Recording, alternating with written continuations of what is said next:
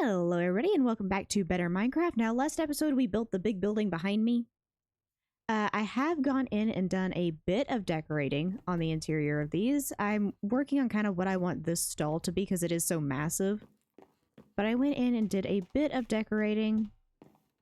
I also chose deep slate or dripstone bricks for the interior of these. It's a brownish shade, but it is completely different. It's like brown pink kind of color.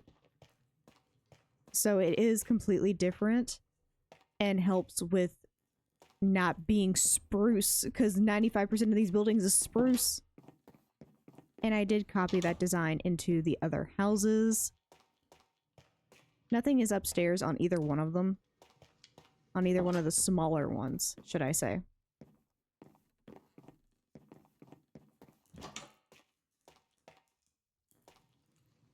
All I really did was do the downstairs. But this building, you also notice, has windows all around it. I did go in between episodes and put all the windows in. I haven't put any flowers in the flower boxes yet. But I did go in and put in the windows. I don't want to do the windows here or here until I do this back patio area. But I also don't want to do this area until this pathway is in and this building is in. Because there's supposed to be a bridge between this building to this building. So I've also got to figure out where that is before I can put those windows in. And then I have to do that before I can figure out where I want this back patio area to be. Because I actually want to connect this house and that store together. So I've still got to do some figuring out before I can fully finish off this building.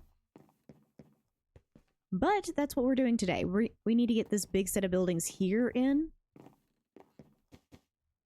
So that I can go ahead and move on with the different areas.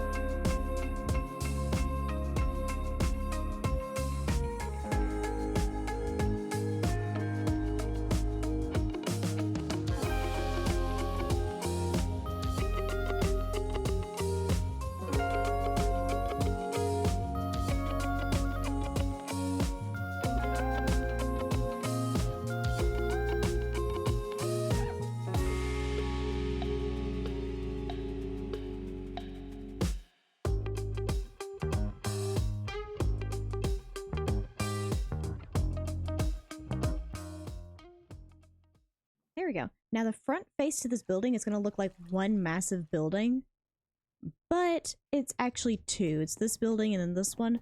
I have the front door, since this is going to be purely a residential and they're not going to actually be selling anything out the front of it.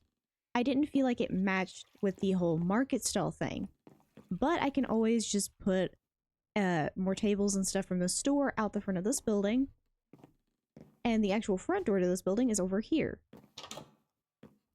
And it also has a door out to the back as well.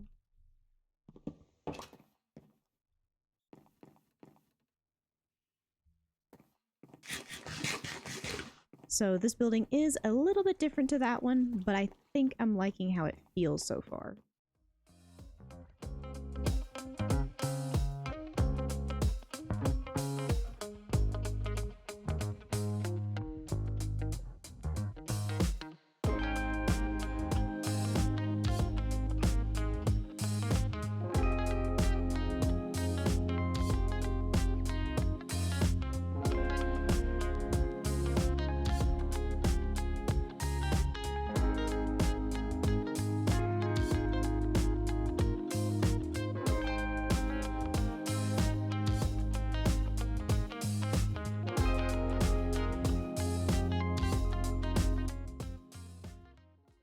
Okay.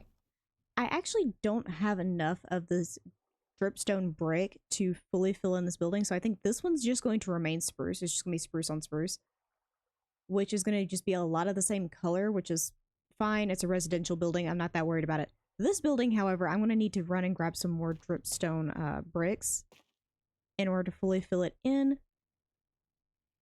But I do have a plan for this area. I am going to be fully putting in a counter here with a pillar going up this corner and probably putting in some spruce trap doors to fill in the staircase. The door to actually get behind the counter is going to be here, and then the counter is just going to go forward from here. And then we're just going to have all of this stuff going on. And then I'm probably actually going to have a small kitchen back here and turn this into a bit of a restaurant.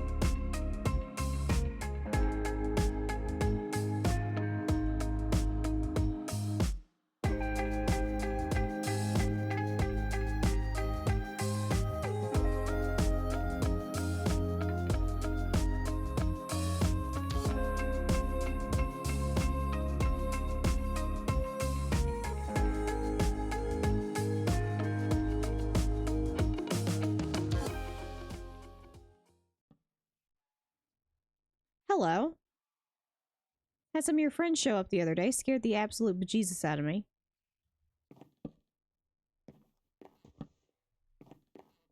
Oh, I can probably actually tell that story. I had some of these guys show up, not like an actual banner boy, but there was like a small group of pillagers that roamed into the village, and they sounded the horn.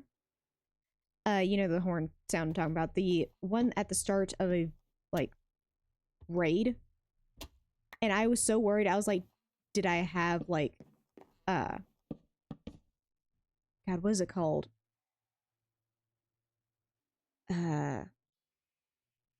Essentially the one that's I thought I had the potion effect that causes a raid to spawn. I thought I had that. No, it was just some random pillagers had shown up, decided that they were going to blow the war horn because they saw one of my golems.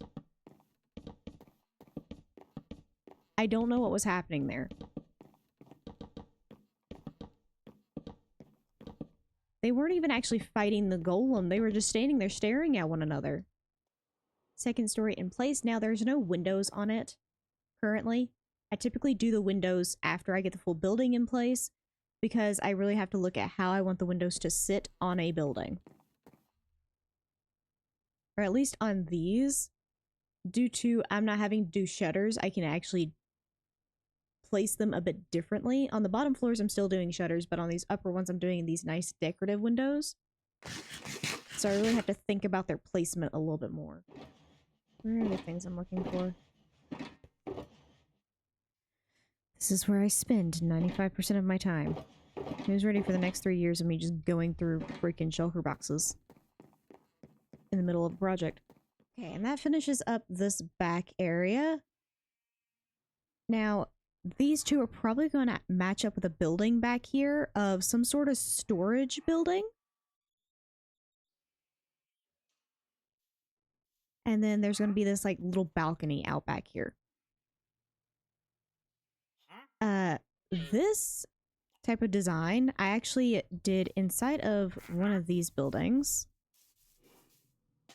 Actually, this one. I did it right there as well.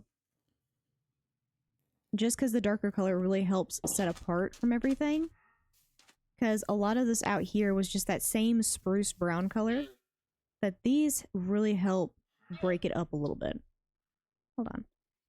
Do I, by chance, have ancient oak flower boxes? I could potentially have ancient oak ones. So we will definitely have to try a few of those out. But right now, this is perfectly fine. And that does all of the windows for the actual, like, showing sides of the building. Now, there are still some windows that I've got to do inside of that. But those I'm going to worry about afterwards.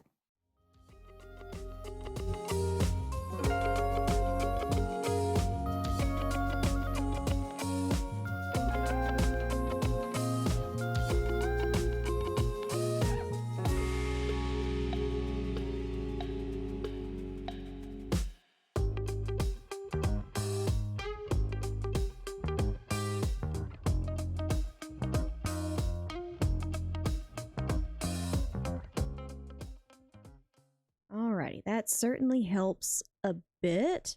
Now, I do want to put like some sort of covering on this door. I don't want to put like a full market stand, but I do want to put some form of covering over the top of this. Purely for the fact of it's a restaurant, I don't want to cover everything up. Now, this is a little front covering. I didn't want to do like a complete front entry to this thing because this is a little bit low. So you'd actually come in this way into the restaurant. And this is actually going to end up being a little bit of an outdoor seating area. Have a little bit of lighting out here. I think it's actually about time that we rip up all of that wool. Just barely noticeable, but it does give a dull glow back there. Just until I can get like some glowberries and stuff and shove them down there. Now, I do want to take some moss and stuff. Well, not moss, but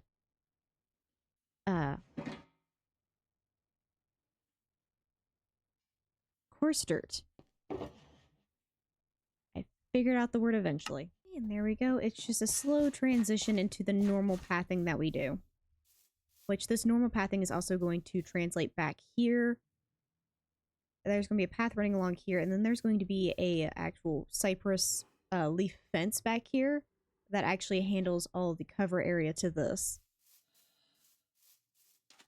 And of course, I'm wanting some sort of storage room thing for both the restaurant and this is a general store. So I want these two to kind of have a storage facility, and due to the balconies on that one and all the windows along the back of that, I think I'm going to put the storage room back here.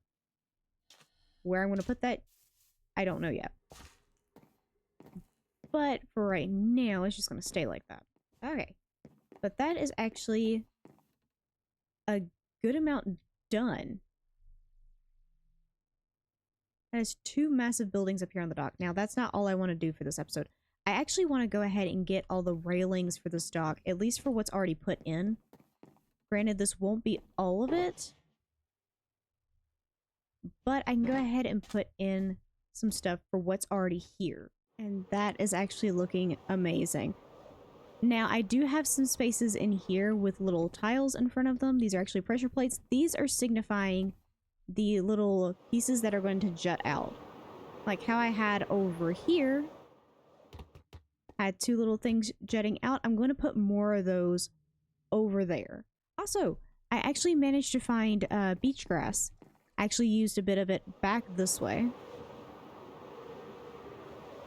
I was going out and adventuring because I was actually following a soul star. And I found some beach grass. I actually used it over here. It actually does help with the beach look a lot. And I'm definitely be using more of it as I progress with building up beaches and areas like that. Now, why was I exploring? Well, you're probably going to find out by the next video, because next video we're probably going to be in winter, which means I'm probably going to be working on a boss fight of some kind. All the way, you can see where I was following the soul star. Up here, there is some sort of dungeon thing. Hold on, I can actually take you guys over there. I've already cleared the main thing because 95% of it was under the water. Yeah, I assumed it was the lich. Oh, that is not what I clicked on. Lich. There we go. Here we go. It's out here in the middle of an ice spikes biome or a frozen ocean. I think I have to go down one. Yep. These are chiseled stone altars. I have to put a soul star in each one of them. And I assumed that it was the Night Lich. Because with the Void Blossom, you have to show up in an area for it to spawn. So I guess this is what the Night Lich is? Maybe. I could be wrong. Also, I was going through the Nether. I'm still on the fight to find Soulstone. I cannot find it for the life of me. I did some research and apparently it's found in Soul Sand biomes or Soul Sand Valley biomes, but I cannot find any. If y'all have any tips on finding that, if you've ever played this mod pack, let me know. I've done my research. I've tried to find it. I cannot find it, which means I can't fight the Wither, which means I can't really progress in the Nether. But I did manage to find a Soul Reaper because I was in the Soul Sand Valley. So that did give me a few things. They're basically... How do I describe how they look? They're Wither skeletons with armor. That's essentially what they are. They also have a bow and a melee. So depending on where you're at in relation to them, depends on how they fight you. So the first one I ran up on attacked me melee style, but the second one I ran up on, there was like 5 of them in one area, by the way. The second one pulled out their bow to try and fight me. So, not that intense of a mob, but definitely scary to run up on when you're in a Soul Sand Valley. But, I can actually reuse these soul stars. Okay, so that leaves that as I just need 1 soul star, which I have 12 on backlog. I have plenty. And these are the only altars, by the way. This dungeon continues going down. You can kind of see where I was trying desperately to get rid of the water. Hold on, I actually need to go to the other side of this. There we go. I was trying desperately to get rid of the water in this area. Because if I'm going to be fighting a boss up there, I don't want to be dealing with a whole bunch of water in one area. So I did end up draining this entire thing. Got it down to here. Lost a few sponges in the process. And then there's also, this.